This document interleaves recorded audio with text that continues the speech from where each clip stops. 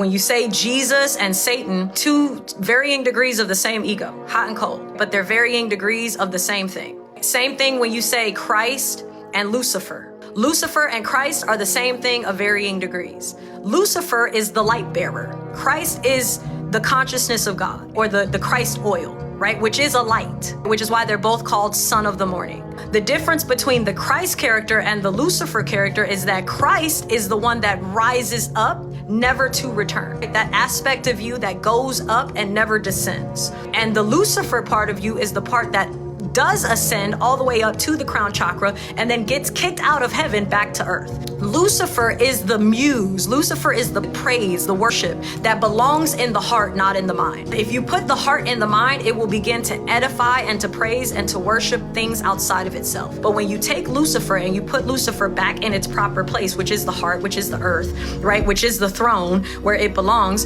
it's able to edify and nurture the heart, making it the Garden of Eden rather than Hades or hell. Lucifer and Christ are varying degrees of the same thing. God and the devil, who are also varying degrees of the same thing. God is the totality of all. God is spirit and spirit is one. You do well to know that God is one. Demons know also and tremble.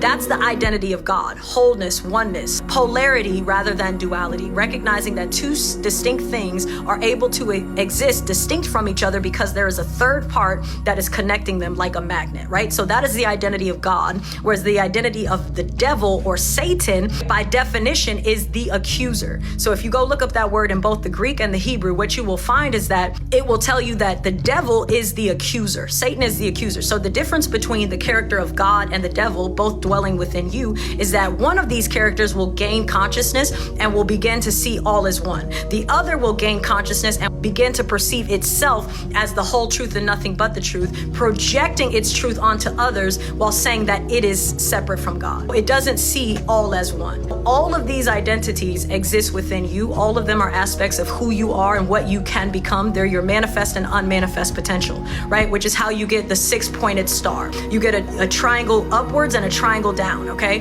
That is the Merkaba, or the light body, which is balance, yin and yang. And you're neither light nor dark. You're both. You're the totality of all, like a balance beam, right? On one side, you've got the dark, and on the other side, you've got the light. And they're both playing in this game. You are the beam. You want there to be play. When it's neutral, nobody's playing on the balance beam. Your light and your dark are not even participating in the game of life. That's not what you want. What you want is for there to be balance, right? So you want your dark and your light to get some play. And that is the healthy balance. The beam is your consistency, the unmoving aspect of you that is your polarity.